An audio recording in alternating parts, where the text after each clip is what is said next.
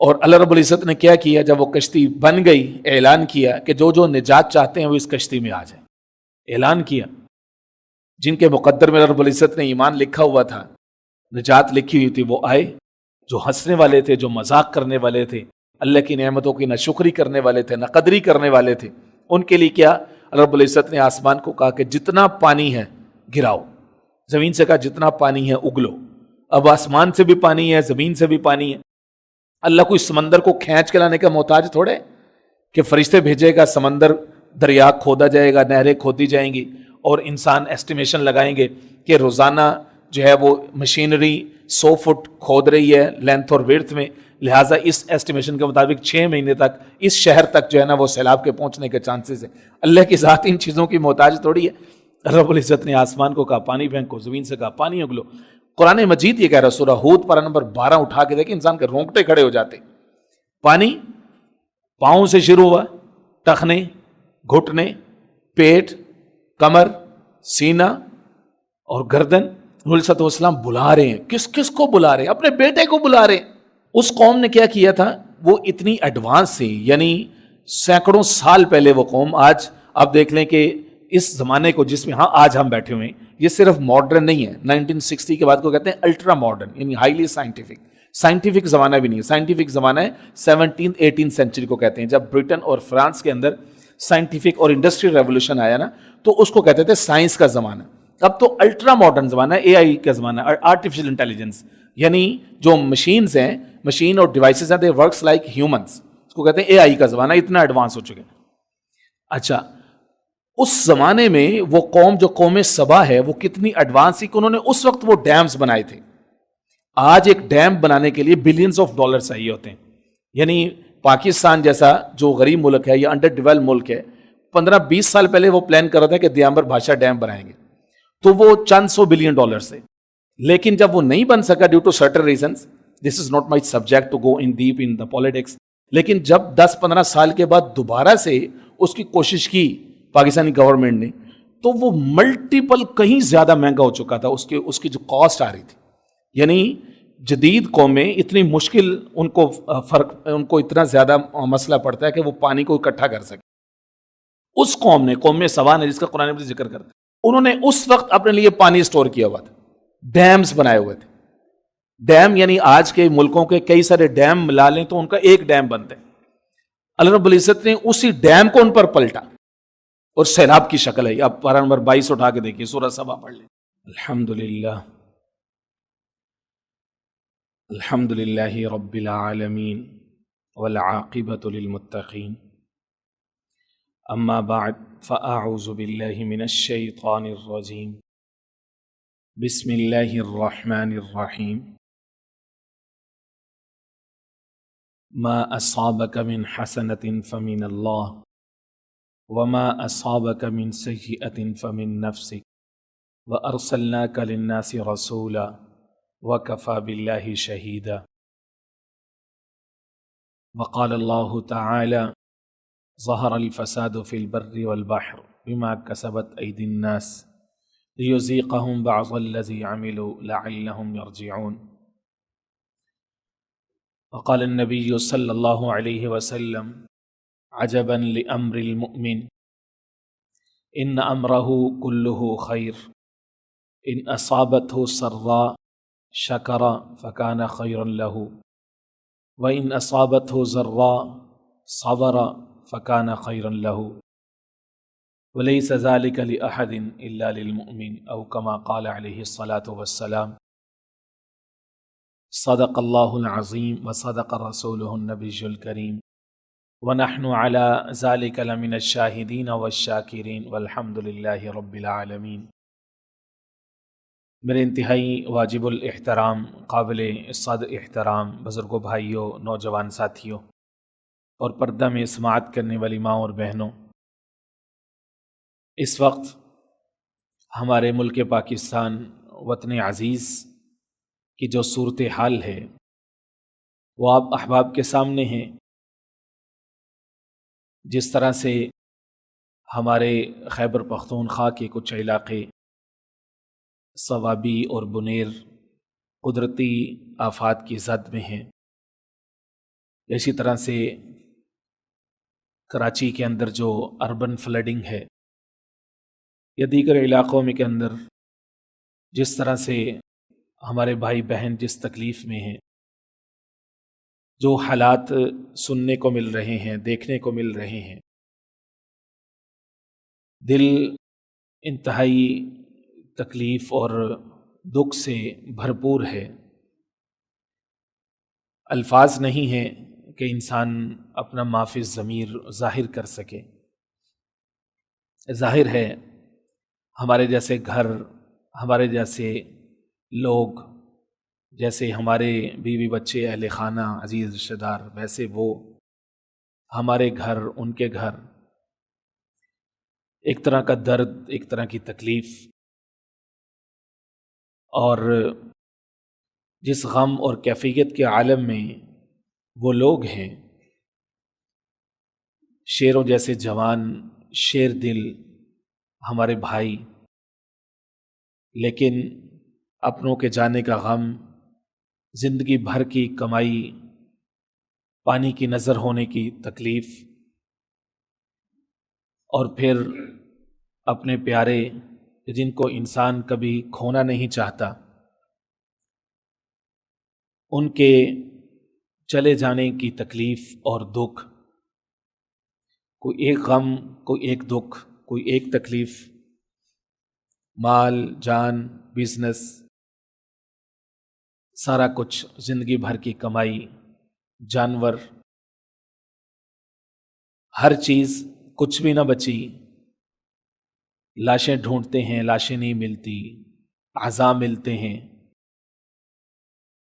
اور ملبے کے نیچے دبے ہوئے، پتھروں کے نیچے دبے ہوئے، کتنے کتنے فاصلے تک جاتے ہیں تب کسی پیارے کی لاش ملتی ہے۔ پانی صاف نہلانے کے لیے، پھر ان کو دفن کے لیے انتظام، ہاتھ شل ہو چکے ہیں، بے جان ہو چکے ہیں۔ ایسی ایسی معاملات سننے اور دیکھنے میں آ رہے ہیں۔ انتہائی تکلیف دہ صورتحال ہے۔ پہلے جو ہمارے ملک کی دیگر جو معاشی سیاسی جو تکالیف تھی، کیا وہ کم تھی؟ کہ ان تکالیف کا اضافہ ہوا۔ تنے ہما داغ داغ شد، کھمبا کبا کہاں کجا کجا نہ ہم۔ تکالیف کی یہ صورتحال ہے۔ کوئی خطبہ دینا، کوئی تقریر کرنا ہرگز مقصود نہیں ہے، ہمت بھی نہیں ہے، لیکن فرض ادا کرنا مقصود ہے، کچھ اپنی اصلاح کے لیے، حصول عبرت کے لیے، رجوع الی اللہ کے لیے، انابت الی اللہ کی غرض سے کچھ باتیں کرنا مقصود ہیں۔ اللہ کی ذات ہمت اور توفیق دینے والی ہے۔ عام طور پر جب کوئی اس طرح کی ناگہانی آفات آتی ہیں یا تکالیف آتی ہیں تو 3 سوال انسان کے ذہن میں آتے ہیں۔ پہلا سوال تو یہ کہ یہ سب کرنے والا کون ہے؟ انسان ہے، اس کو تکلیف پہنچتی ہے، کہیں وہ گر بھی جائے، اس کے ساتھ کچھ بھی ہو جائے، وہ سب سے پہلے سوچتا ہے کس کو بلیم کروں گا۔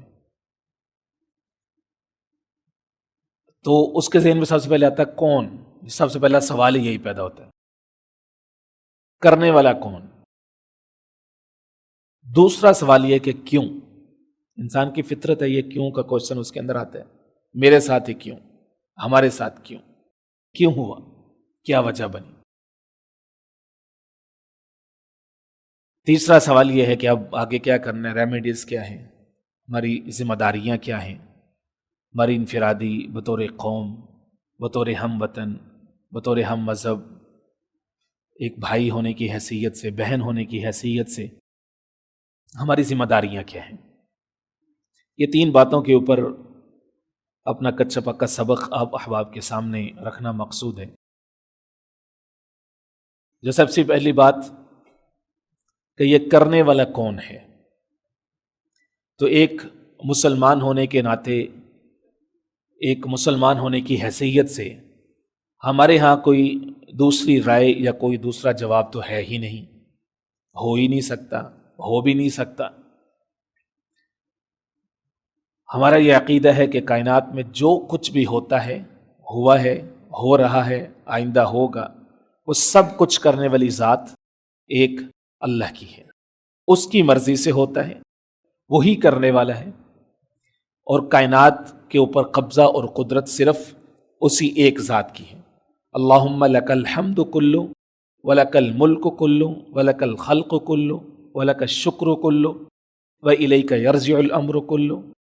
ساتھ میں آخر میں یہ اضافہ فرمایا، اللہم انا نسألک الخیر کلہ، اللہ کرنے والا تو ہی ہے، مخلوق بھی تیری ہے، بادشاہت بھی تیری ہے، زمین بھی تیری، آسمان بھی تیرا، ہم بھی تیرے، ہر چیز پر تیرا قبضہ، ہر چیز پر تیری قدرت، ہر چیز پر تیرا حکم۔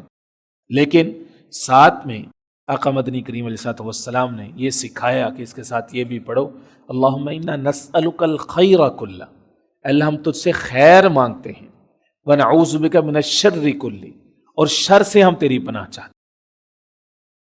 کرنے والی ذات صرف اور صرف اللہ کی، فرمایا وما من دابۃ فی الارض ولا طائر یطیر بجناحیہ الا امم امثالکم، کائنات میں کسی درخت کا پتا بھی اللہ کی اذن اور اجازت کے بغیر نہیں ہل سکتا، یہ ہمارا عقیدہ ہے۔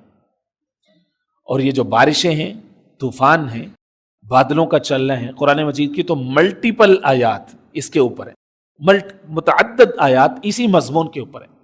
ہوائیں لانے والا کون ہے، بادلوں کو وہ کیسے دھکیلتا ہے، وہ میکانزم کیسے کام کرتا ہے، وہ نظام کیسے کام کرتا ہے، کس جگہ پہ جاتا ہے، پھر وہ بادلوں کو نچوڑتا ہے، پھر وہاں کے لوگ اس سے سیراب ہوتے ہیں، ان کو سے پانی ملتا ہے۔ قرآن مجید کی متعدد آیات، آپ سورہ روم پڑھیے آیت نمبر 48، سورہ نور پڑھیے 43، سورہ زمر پڑھیے 21، اور متعدد قرآن مجید کی جو آیات ہیں وہ بارشوں کے حوالے سے ہیں۔ اللہ الذی ارسل الریا، اللہ وہ ہے جو بارشوں کو بھیجتے ہیں، دھکیلتا ہوں، ارسل الریا، ہواؤں کو بھیجتے ہیں، فتثیر سحابا، وہ ہوائیں اتنی طاقتور ہوتی ہیں کہ بادل جو نہ جانے کتنے طاقتور ہیں، اور بادل کا ہر ایک ٹکڑا وہ یعنی انکاؤنٹڈ نہ جانے کتنے ٹنوں ٹن واٹر اپنے اندر رکھتا ہے، اتنا وزنی ہوتا ہے، اس کے پیچھے فورس لگتی ہے ہواؤں کی، وہ ان بادلوں کو ڈریگ کرتے ہیں، ان کو گھسیٹتے ہیں، اتنا فاسٹ وہ فلائی کر رہے ہوتے ہیں، تیز جا رہے ہوتے ہیں، اور ان کی ایک منزلیں ہوتی ہیں، وہاں پر وہ جا کے ٹھہرتے ہیں، پھر اللہ کا حکم آتا ہے، پھر وہاں سے وہ پانی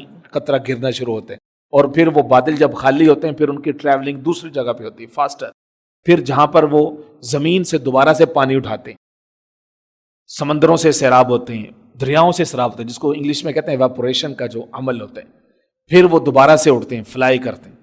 یہ ساری چیزیں، یہ سارا نظام قرآن مجید کی آیات جو میں نے آپ کے سامنے رکھی، اللہ الذی، یعنی آیت شروع ہو رہی ہے لفظ اللہ سے، ہوا سے شروع نہیں ہو رہی، بادل سے شروع نہیں ہو رہی، پانی سے شروع نہیں ہو رہی، بارش سے شروع نہیں ہو رہی، جو اس کا نتیجہ نکلنا ہے اس سے آیت شروع نہیں ہو رہی، آیت شروع ہو رہی ہے اللہ کے نام سے، اللہ الذی، واللہ الذی، اللہ اللہ یہ کر رہا ہے، اللہ یہ کر رہا ہے۔ مغیبات خمسہ آپ اٹھا کے دیکھیں، سورہ لقمان پر نمبر 21، سورہ لقمان کی جو آخری آیا ہے اس میں مغیبات خمسہ، 5 چیزیں کا ذکر ہے، اللہ کے سوا کسی کی طاقت نہیں، ان اللہ عندہ علم الساعہ، اللہ کے پاس قیامت کا علم، وینزل الغیث، بارش وہ برساتے ہیں، وینزل الغیث، ویعلم ما فی الارحام، ماں کے پیٹ میں کیا ہے صرف اللہ کی ذات جانتی، وما تدری نفس ماذا تکسب غدا، کل انسان کیا کمائے گا، اس کے ساتھ کل کو کیا ہونے والا ہے، نو بڈی نوز، کوئی نہیں جانتا، صرف اللہ کے ساتھ جانتا۔ کتنے ہی لوگ یہاں سے دوسرے شہر، دوسرے علاقے، دوسرے ملک شفٹ ہوتے ہیں، نوکری، کاروبار، پیسہ، بڑے بڑے خواب، اتنے بڑے بڑے ڈریمز لے کے جاتے، میتیں واپس آتی، کوئی آدمی یہ نہیں جانتا کہ کل کو وہ کیا کمائے گا۔ وما تدری نفس بأی ارض تموت، کوئی شخص یہ نہیں جانتا کہ اس کی موت کس سرزمین پر ہوگی۔ کتنے سارے لوگ کتنے خواب لے کے ایک جگہ سے دوسری جگہ جاتے، اور دراصل موت ان کو وہاں بلا رہی ہوتی ہے کیونکہ کاتب نے ان کی جگہ ان کے مرنے کی وہ لکھی ہوتی ہے۔ تو یہ 5 چیزوں میں دیکھیے اللہ رب العزت نے اس میں بھی بارش کو شامل کیا۔ تو پہلا جو سوال ہے کہ یہ سب کرنے والا کون ہے، تو اس میں بطور مسلمان ہمارا کوئی دوسرا جواب ہے ہی نہیں، وہ جواب ایک ہی ہے، ٹھیک ہے، دوسرے مذاہب والے، دوسری تہذیبوں والے، کوئی قدرت کہے، کوئی فطرت کہے، کوئی نیچر کہے، مختلف الفاظ کہیں، گھوم گھما کے وہ ذات وہی ہے۔ الفاظ مختلف ہو سکتے ہیں، زبانیں مختلف ہو سکتی ہیں، تہذیبیں مختلف ہو سکتی ہیں، لیکن ذات وہی ایک ہے جس کا قبضہ اور قدرت ہے اس کائنات کے اوپر۔ تو یہ کرنے والی ذات صرف اور صرف کون سی ہے؟ اللہ کی، اس میں کوئی دوسری بات ہے نہیں۔ جو دوسرا سوال ہے کیوں، وائی کا جو کوشچن ہے، یہ آتے کیوں ہیں، ہوتا کیوں ہے، یہ سیلاب، زلزلے، یہ تکالیف آتی کیوں ہیں؟ کوئی ادھر ادھر کی کہانیاں نہیں، سیدھا قرآن مجید کی طرف آ جاتے ہیں۔ قرآن مجید نے ان آفات کا ذکر کیا ہے سابقہ اقوام کے پرسپیکٹو میں، جو پہلی قومیں گزری، پہلے انبیاء گزرے، ان کے پرسپیکٹو میں قرآن مجید نے ان عذابوں کا جو ہے وہ ذکر متعدد مقامات پر کیا ہے۔ آپ خود سے جو ہے وہ مطالعہ کر سکتے ہیں۔ آپ سورۃ البقرہ پڑھ لیجئے، سابقہ اقوام کا ذکر ہے۔ آپ سورہ ہود پڑھ لیجئے، سابقہ اقوام کا ذکر ہے۔ ایک ایک سیکشن، ایک ایک نیشن کے جو حالات ہیں ان کے لیے ڈیڈیکیٹڈ ہے۔ سورۃ الشعراء پڑھ لیجئے، سابقہ اقوام کا ذکر ہے۔ سورہ عنکبوت پڑھ لیجئے، سابقہ اقوام کا ذکر ہے۔ ان سب قوموں کے اوپر پھر مختلف عذابوں کا ذکر ہے۔ اس میں سے سیلاب کے حوالے سے بطور خاص دو قومیں ہیں۔ ایک وہ جن کو نیچرلی مکمل طور پر، یعنی with out any human intervention, پانی آیا اور ان کو بہا کے لے گیا، وہ ہے قوم نوح۔ ایک دوسری قوم ہے قوم سبا، جس میں پانی انہوں نے خود اپنے لیے اکٹھا کیا تھا۔ انسان ہے جو اپنی سہولت کے لیے کائنات میں جتنے نقشے بناتے ہیں، اللہ اسی میں ان کے لیے موت کی صورتیں بنا دیتے۔ تو قوم نوح کا ذکر قرآن مجید کرتا ہے متعدد مقامات پر۔ نوح علیہ السلام نے ان کو آ کے اللہ کی طرف بلایا، انہوں نے نافرمانی کی۔ اللہ رب العزت نے فرمایا کہ نجات کی ایک کشتی آپ تیار کرو۔ وہ دھوپ نکلی ہوئی ہے، کہیں دور دور تک نہ آسمان سے پانی گرنے کے آثار ہیں، نہ ہی قریب کوئی دریا ہے، نہ نہر ہے، نہ سمندر ہے۔ اب وہ کشتی بنانی شروع کی تو لوگ آتے ہیں، وہ ٹھٹھا کرتے ہیں، ہنستے ہیں، باتیں کستے ہیں ان کے اوپر۔ یہ دیکھو، یہ اس آدمی کو دیکھو، پہلے ہمیں کیا جو ہے وہ ٹیچنگ کر رہا تھا، اور اب اس نے اتنی دھوپ کے اندر پانی کا کوئی آثار کوئی نہیں، وہ کشتی کو کدھر لے کے جائے، کشتی بنا رہے ہو، کیا کرو گے اس کا؟ ہنستے تھے اس کے اوپر۔ اور اللہ رب العزت نے کیا کیا، جب وہ کشتی بن گئی، اعلان کیا کہ جو جو نجات چاہتے ہیں وہ اس کشتی میں آ جائیں۔ اعلان کیا، جن کے مقدر میں اللہ رب العزت نے ایمان لکھا ہوا تھا، نجات لکھی ہوئی تھی، وہ آئے۔ جو ہنسنے والے تھے، جو مذاق کرنے والے تھے، اللہ کی نعمتوں کی نہ شکری کرنے والے تھے، نہ قدری کرنے والے تھے، ان کے لیے کیا، اللہ رب العزت نے آسمان کو کہا کہ جتنا پانی ہے گراؤ، زمین سے کہا جتنا پانی ہے اگلو۔ اب آسمان سے بھی پانی ہے، زمین سے بھی پانی ہے۔ اللہ کوئی سمندر کو کھینچ کے لانے کا محتاج تھوڑے کہ فرشتے بھیجے گا، سمندر دریا کھودا جائے گا، نہریں کھودی جائیں گی، اور انسان ایسٹیمیشن لگائیں گے کہ روزانہ جو ہے وہ مشینری 100 فٹ کھود رہی ہے لینتھ اور ویڈتھ میں، لہٰذا اس ایسٹیمیشن کے مطابق 6 مہینے تک اس شہر تک جو ہے نا وہ سیلاب کے پہنچنے کے چانسز ہیں۔ اللہ کی ذات ان چیزوں کی محتاج تھوڑی ہے۔ رب العزت نے آسمان کو کہا پانی پھینکو، زمین سے کہا پانی اگلو۔ قرآن مجید یہ کہہ رہا ہے، سورہ ہود پارہ نمبر 12 اٹھا کے دیکھیں، انسان کے رونگٹے کھڑے ہو جاتے۔ پانی پاؤں سے شروع ہوا، ٹخنے، گھٹنے، پیٹ، کمر، سینہ اور گردن۔ نبی صلی اللہ علیہ وسلم بلا رہے ہیں، کس کس کو بلا رہے ہیں؟ اپنے بیٹے کو بلا رہے ہیں، اپنے بیٹے کو بلا رہے ہیں، اور وہ آگے سے آرگیو کر رہے ہیں کہ میں اور کلائمب کر جاؤں گا، میں اور پہاڑ کے اوپر چڑھ جاؤں گا، میں اس اوپر پہاڑ کے اوپر چڑھ جاؤں گا، میں بچ جاؤں گا۔ وہ بلا رہے ہیں بیٹے اور میرے بچے، آ جا آ جا، یہ نجات کی کشتی، ادھر بیٹھ جا۔ کہتا نہیں، میں تو اور اوپر چڑھ جاؤں گا۔ ٹھیک ہے، تو اچانک سے موج فکان من المغرقین، غرق ہو گئے۔ یہ سیلاب کا جو ذکر ہے، یہ رب العزت نے یہ کس انداز میں کیا کہ ظاہری اسباب اس میں کوئی نہیں تھے، لیکن اللہ کی ذات نے وہ کر کے دکھایا۔ یہ قوم نوح سیلاب کی نظر ہوئی۔ قوم سبا کا جو ذکر ہے پارہ نمبر 22 میں ہے، سورہ سبا ہے باقاعدہ وہاں پر۔ اس قوم نے کیا کیا تھا، وہ اتنی ایڈوانس تھی، یعنی سینکڑوں سال پہلے وہ قوم، آج آپ دیکھ لیں کہ اس زمانے کو جس میں ہاں آج ہم بیٹھے ہوئے ہیں، یہ صرف ماڈرن نہیں ہے۔ 1960 کے بعد کو کہتے ہیں الٹرا ماڈرن، یعنی ہائیلی سائنٹیفک زمانہ بھی نہیں ہے۔ سائنٹیفک زمانہ ہے 17 سینچری کو کہتے ہیں، جب برٹن اور فرانس کے اندر سائنٹیفک اور انڈسٹریل ریولوشن آیا نا، تو اس کو کہتے تھے سائنس کا زمانہ۔ اب تو الٹرا ماڈرن زمانہ ہے، اے آئی کا زمانہ ہے، آرٹیفیشل انٹیلیجنس، یعنی جو مشینز ہیں، مشین اور ڈیوائسز ہیں، دے ورکس لائک ہیومنس، اس کو کہتے ہیں اے آئی کا زمانہ، اتنا ایڈوانس ہو چکے۔ اچھا، اس زمانے میں وہ قوم جو قوم سبا ہے وہ کتنی ایڈوانس تھی کہ انہوں نے اس وقت وہ ڈیمز بنائے تھے۔ آج ایک ڈیم بنانے کے لیے بلینز آف ڈالر چاہیے ہوتے ہیں، یعنی پاکستان جیسا جو غریب ملک ہے یا انڈر ڈیولپ ملک ہے، 15-20 سال پہلے وہ پلان کر رہا تھا کہ دیامبر بھاشا ڈیم بنائیں گے، تو وہ چند سو بلین ڈالر سے، لیکن جب وہ نہیں بن سکا due to certain reasons, this is not my subject to go in deep in the politics, لیکن جب 10-15 سال کے بعد دوبارہ سے اس کی کوشش کی پاکستانی گورنمنٹ نے، تو وہ ملٹیپل کہیں زیادہ مہنگا ہو چکا تھا، اس کی جو کاسٹ آ رہی تھی، یعنی جدید قومیں اتنی مشکل ان کو اتنا زیادہ مسئلہ پڑتا ہے کہ وہ پانی کو اکٹھا کر سکے۔ اس قوم سبا نے، جس کا قرآن مجید ذکر کرتا ہے، انہوں نے اس وقت اپنے لیے پانی اسٹور کیا ہوا تھا، ڈیمز بنائے ہوئے تھے۔ ڈیم یعنی آج کے ملکوں کے کئی سارے ڈیم ملا لیں تو ان کا ایک ڈیم بنتا ہے۔ اللہ رب العزت نے اسی ڈیم کو ان پر پلٹا، اور سیلاب کی شکل ہے۔ آپ پارہ نمبر 22 اٹھا کے دیکھیے، سورہ سبا پڑھ لیں۔ اللہ رب العزت نے جو ایکس نیشنز ہیں، جو سابقہ اقوام ہیں، ان کے اوپر جو ان تکالیف کا ذکر کیا وہ بشکل عذاب کے کیا ہے، بشکل عذاب کے کیا ہے۔ اور آپ سورہ عنکبوت پڑھ کے دیکھیے، اللہ رب العزت نے فرمایا اس کے اندر فَمِنْهُم مَنْ أَخَذَتْهُ الصَّيْحَةُ، کئی ایسے لوگ تھے، کئی ایسی قومیں تھیں کہ ہم ان کے اوپر چیخ بھیجی، ان کے کان، ان کے دل پھٹ گئے۔ فَمِنْهُم مَنْ أَرْسَلْنَا عَلَيْهِ حَاصِبًا، کئی ایسے تھے تیز ہوائیں بھیجی، ان کو اٹھا اٹھا کے پھینکا پتھروں کے نیچے۔ فَمِنْهُم مَنْ أَغْرَقْنَا، کئی ایسے تھے کہ ہم نے ان کو غرق کر دیا، پانی کے اندر غرق کر دیا۔ یہ سابقہ اقوام کا ذکر۔ آقا کریم سید المرسلین، خاتم المرسلین، شفیع المذنبین، حضور پاک علیہ السلام نے اپنی امت کا جو ذکر فرمایا، اس میں ایک بات تو مکمل تحقیق اور تسلی اور تشفی ہو گئی۔ فرمایا کہ میری امت کے اوپر اجتماعی عذاب نہیں آئے گا، جس طرح پہلی اقوام کے اوپر آتا تھا۔ اللہ رب العزت ہم سب کو اپنی رحمت میں شامل فرمائے، اور حضور پاک علیہ السلام کی شفاعت کا ہمیں بلا استحقاق مستحق بنائے۔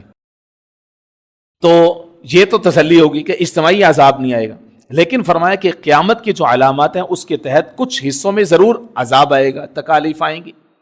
اب یہ والا جو روم ہے یہ بہت خطرناک ہے، یہ بہت ڈینجرس ہے۔ آپ صحائح ستہ اٹھا کے دیکھیے، بخاری شریف، مسلم شریف، ترمذی شریف، سنن نسائی، کتاب الفتن اٹھا کے دیکھیں، باب اشتراط الساعہ، قیامت کی علامات اٹھا کے دیکھیں، جناب حذیفہ رضی اللہ تعالیٰ عنہ سے، دیگر اصحاب سے جو روایات ہیں اس میں اٹھا کے دیکھیں۔ اور ایک روایت کے اندر تو یہ آتا ہے، فرمایا کہ والذی نفسی بیدہ، قسم ہے اس ذات کی جس کے قبضے میں میری جان ہے، یعنی اللہ کی قسم حضور پاک علیہ السلام اٹھا رہے، اور ساتھ میں یہ فرمایا لتأمرن بالمعروف، تم ضرور بضرور لوگوں کو نیکی کا حکم دیتے رہو گے، اور لتنہون عن المنکر، اور تم ان کو برائی سے روکتے رہو گے۔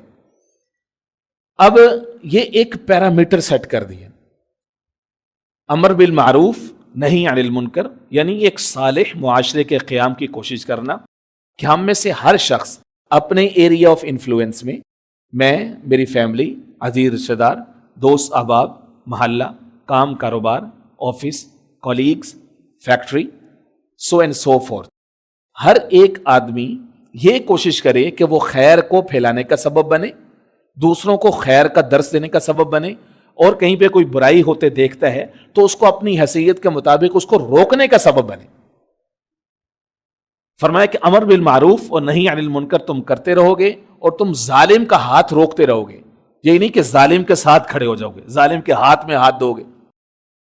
قافلہ حرم میں ایک بھی حسین نہیں، حسینی کے نعرے ہر کونے سے ہیں، لیکن ظالم کے ہاتھ میں ہاتھ ہے، مجرم کے ساتھ کھڑے ہو جاتے ہیں، ظالم کی سفارش کرنے کے لیے سامنے آ جاتے ہیں، برادری کی بنیاد پر، ذات کی بنیاد پر، اور نہیں جناب اسی یاراں دے یار، یہ تو میں وہ سب سے بڑا یار تو وہ ہے، اس کا ساتھ نہیں، یاراں کے یار کیا ہوتا ہے؟ یہ عجیب جملہ ہم نے گھڑا ہوا ہے، یاراں دے یار، برادری کی بیس پہ ظلم کے ساتھ کھڑے ہو جائے، جرم کے ساتھ کھڑے ہو جائے۔ فرمایا امر بالمعروف نہیں عن المنکر کرتے رہو گے، اور ظالم کا ہاتھ روکتے رہو گے۔ حضور پاک علیہ السلام نے فرمایا انصر اخاک الظالم بالمظلوم، اپنے بھائی کی مدد کرو، چاہے وہ ظالم ہو چاہے وہ مظلوم ہو۔ صحابہ نے عرض کی یا رسول اللہ صلی اللہ علیہ وسلم، مظلوم کی مدد تو سمجھ میں آتی ہے، یہ ظالم کی مدد کیا ہوتی ہے؟ فرمایا ظالم کی مدد یہ ہے کہ اس کا ہاتھ روکو، اس کو سمجھاؤ، وہ آپ کا بھائی، بیٹا، کزن، فرینڈ، کولیگ بھی ہو سکتا ہے، اس کو سمجھاؤ، اس کو بتاؤ کہ نہیں یار یہ آپ کی پوزیشن ٹھیک نہیں ہے، اب ناٹ وتھ یو، یہ ٹھیک نہیں ہے، آپ فلاں کے اوپر ظلم کر رہے ہیں، فلاں کا حق دبا رہے ہیں، آپ یہ چیز ٹھیک نہیں کر رہے ہیں، یہ ہے ظالم کا ہاتھ روکو۔ فرمایا تم یہ 3 چیزیں کرتے رہو گے تو اللہ کی رحمت تم پر آتی رہے گی، اور جب تم یہ 3 چیزیں چھوڑ دو گے، 3 چیزیں چھوڑ دو گے، کیا مطلب؟ اب برائی پھیل رہی ہے، خیر کے پھیلانے کا سامان کوئی نہیں، جو خیر والے لوگ ہیں وہ چپ بیٹھے ہوئے کہ ٹھیک ہے خود ہی ان کے اوپر آئے گا، اللہ کی طرف سے جب پکڑ آتی، عذاب آتا تو نیکو بات سارے اس میں آ جاتے۔ تو اگر تم یہ چھوڑ دو گے، امر بالمعروف نہی عن المنکر چھوڑ دو گے، تو شر تو تیزی کے ساتھ غالب آتا ہے، انسان کی فطرت ہے، وہ برائی کی طرف جلدی جاتا ہے، اس کو موقع چاہیے ہوتا ہے، اس کو برائی کے اسباب آپ اس کو چوائس دیں گے، وہ برائی کی طرف جلدی جائے گا، وہ چمک کی طرف جلدی جائے گا، چمک دم کی طرف جلدی جائے گا، اس کو جو امیڈیٹ جس میں منافع ملا اس کی طرف جلدی جائے گا، وہ انسان کی فطرت ہے۔ تو اس لیے خیر کی طاقتیں آگے بڑھیں گی، ایک صالح معاشرہ ہوگا، ہمارے نوجوانوں کی جوانیاں پاک ہوں گی، ہماری عورتوں کی عزتیں محفوظ رہیں گی، ہمارے مرد ایک ایماندار، دیانتدار، خیر خواہ، رحم دل، نیک دل معاشرے کا حصہ ہوں گے، تو اب اللہ کی رحمت ہی رحمت ہے۔ لیکن فرمایا کہ تم یہ چیزیں چھوڑ دو گے تو پھر تم انتظار کرو ان عذابوں کا جو کہ پہلی قوموں کے اوپر آتے تھے۔ اللہ ہم سب کی حفاظت فرمائے۔ تو یہ میں نے آپ کو قرآن مجید سے کانٹیکسٹ بتایا کہ ان تکالیف کا، ان قدرتی آفات کا قرآن مجید کس کانٹیکسٹ میں ذکر کرتا ہے، اس کو میں نے ریلیٹ کیا امت محمدی علیہ الصلوۃ والسلام کے ساتھ جو معاملہ ہے۔ ابھی یہ میری بات مکمل نہیں ہوئی، میں آپ کے سامنے ایک حدیث پاک رکھ دیتا ہوں۔ آقا کریم سید المرسلین حضور پاک علیہ الصلوۃ والسلام نے فرمایا عجبا لامر المؤمن، اس کو ذرا توجہ سے سنیے گا پلیز، یہ کئی سارے سوالوں کا جواب دے گی یہ والی حدیث پاک۔ مومن کا معاملہ عجیب ہے، کیسے عجیب ہے؟ فرمایا ان اصابتہ سرا شکر، اگر اس کو کوئی خوشحالی پہنچتی ہے، کوئی آسانی پہنچتی ہے، کوئی نعمت ملتی ہے، کوئی خوشی ملتی ہے اس کی، شکر، تو اس پر وہ کیا کرتا ہے؟ شکر ادا کرتا ہے۔ وَإِنْ أَصَابَتْهُ ضَرًّا، کوئی تکلیف پہنچتی ہے، کوئی بیماری، کوئی حادثہ، کوئی اپنا پیارا اس سے جاتا ہے، اس کو کوئی بھی غم پہنچتا ہے اس کو، تو صبر، اس پر کیا کرتے ہیں؟ صبر کرتے ہیں۔ شکر کے جواب میں فرمایا فَكَانَ خَيْرًا لَهُ، یہ اس کے لیے بہتر ہے۔ صبر کے بعد پھر فرمایا فَكَانَ خَيْرًا لَهُ، یہ بھی اس کے لیے کیا ہے؟ بہتر ہے۔ صبر کرتا ہے تو بھی وہ اللہ کا محبوب ہے، شکر کرتا ہے تو بھی وہ کیا ہے؟ اللہ کا محبوب ہے۔ فرمایا ان امرہ کلہ خیر، اس کا ہر معاملہ ہی خیر پر مبنی ہے، یعنی جو مومن ہے دراصل اس کو تکلیف یا غم نہیں ہوتا، یہ سارے ہمارے الفاظ ہیں کہ جس میں ہم لگتے ہیں کہ یہ غم زدہ ہے، اصل میں تو اس کی ہر کیفیت ہی وہ اللہ کے ساتھ ایک کمٹمنٹ اور رضا والی ہے کہ اللہ یہ نعمت تو نے جب تک دی اس پر تیرا شکر ہے، اب نہیں ہے تو شاید یہ میرے لیے بہتر نہیں ہے، اللہ اس سے بہتر نعمت نصیب فرما دے گا۔ فرمایا لَيْسَ لِأَحَدٍ إِلَّا لِلْمُؤْمِنِ، یہ معاملہ کسی اور کے لیے نہیں ہے، صرف مومن کے لیے۔ یہ میں نے آپ کے سامنے پہلے 2 سوالوں کے جوابات رکھے کہ کرتا کون ہے اور ہوتا کیوں ہے۔ اب تیسری چیز ہماری ذمہ داریاں کیا ہیں اس صورتحال میں، ریمیڈیز کیا ہیں، کرنا کیا ہے ہم نے۔ ایک چیز تو انڈاؤٹیڈ ہے اور وہ سیدھی ہے بالکل، وہ ہے انابت اللہ، رجوع اللہ، اللہ کے ساتھ دوستی، اللہ کے ساتھ رجوع، اللہ کی طرف واپس آنا، اللہ کو یاد کرنا، اللہ سے مدد مانگنا، یہ تو سرٹن ہے۔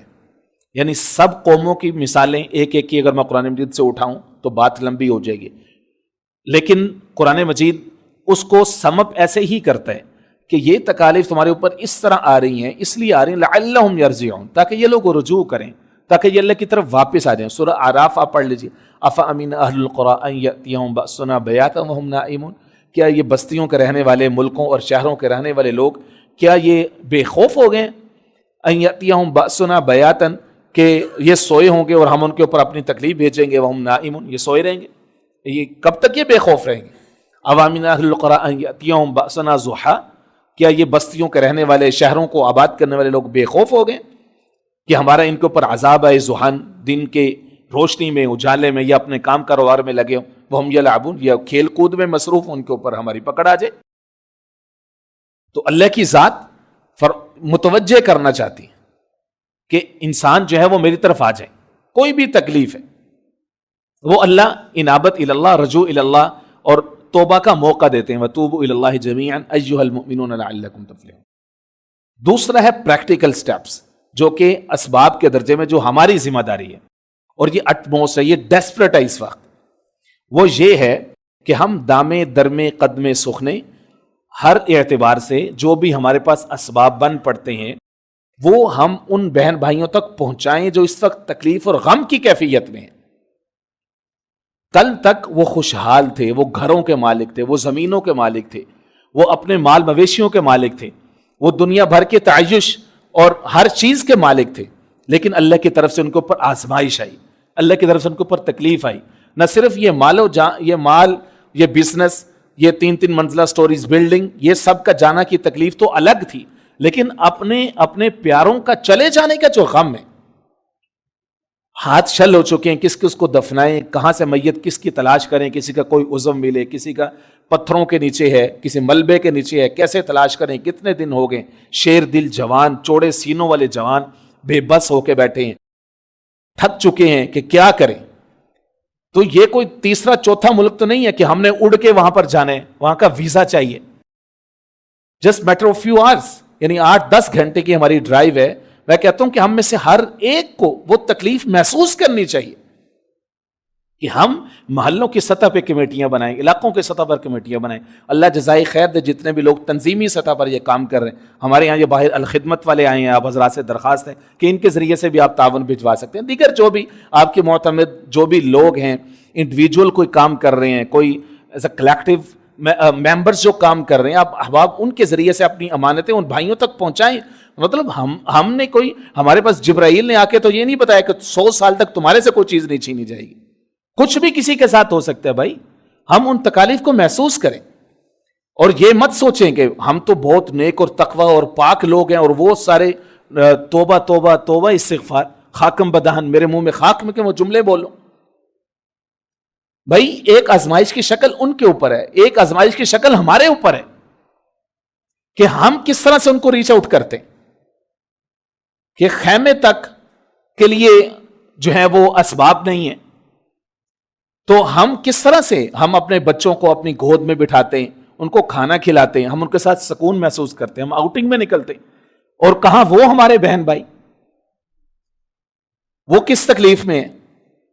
تو میرے دوستو، ہماری یہ بنیادی ذمہ داری ہے کہ ان کی جو بھی ضروریات ہیں جو ہم سے بن پڑتے ہیں، بالکل اسی جذبے کے تحت کہ جو جذبہ آقا کریم سید المرسلین حضور پاک علیہ السلام نے جو ٹرانسفر فرمایا at the time of مواخات، brotherhood جو قائم کی کہ یہ مہاجرین ہیں، ان کا مال تن سب کچھ لٹ گیا، یہ وہاں سے آئے، مدینہ منورہ پہنچے حضور پاک علیہ السلام کے ساتھ، اور یہاں پر جو انصار تھے ان کو یہ فرمایا گیا کہ تم اپنی کوئی چیز ان سے چھپا کے نہ رکھو.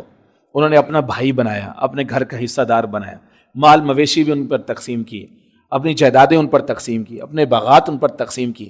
یعنی دین اسلام کی یہ والی جو مثال ہے، دا ہول ہیومن ہسٹری جو اس وقت ہم دیکھیں، اس میں ہمیں اس سے پہلے کوئی مثال ایسی ملتی نہیں کہ اسلام کا جو دوسرا نام ہے، یعنی پوری دنیا مانتی ہے. اب نان مسلمز کے آپ ان کا لٹریچر پڑھ کے دیکھیں اسلام کے سوشل سسٹم کے بارے میں، یعنی وہ جتنے بھی بائسڈ ہیں، جتنے بھی متعصب ہیں، لیکن اسلام کی ایک کوالٹی کے بارے میں وہ سارے متفق ہیں، کسی کو اس کے اوپر اعتراض ہی نہیں ہے. وہ ہے اسلام از اے ریلیجن آف چیریٹی. مسلمان جتنی چیریٹی کرتے ہیں دنیا میں کوئی اور نیشن نہیں کرتی. کیوں؟ کیونکہ اللہ رب العزت نے ان کے لیے یہ نظام قائم کیا ہوا ہے. ان کے دل اتنے نرم ہوتے ہیں، اور قرآن مجید بار بار وعدے کرتا ہے، ایک خرچ کرو گے 10 نہیں 100، پھر 100 کی مثال دی 700، اور پھر یہاں پر بھی بس نہیں، فرمایا کہ ان گنت بے حساب اللہ کی ذات دینے والی ہے. تو میرے دوستو، جس طرح ہم ہیں، ہماری ضروریات ہیں، ہمارے بہن بھائی بچے گھر ہماری ضروریات، اس طرح سے ہمارے وہ بہن بھائی جو ہم سے صرف چند گھنٹوں کے فاصلے پر ہیں، ہمیں چاہیے کہ ہم ان تک پہنچائیں، خود پہنچیں، تاکہ وہ درد بھی ہمارے اندر ٹرانسفر ہو، وہ منتقل ہو، ہم بھی اللہ کی ذات کی طرف متوجہ ہوں، اور جو ہے وہ اللہ رب العزت کی سے ہم اللہ کی رحمت کے طالب ہوں. اللہ رب العزت سمین نصیب فرمائے. وما علینا الا البلاغ المبین.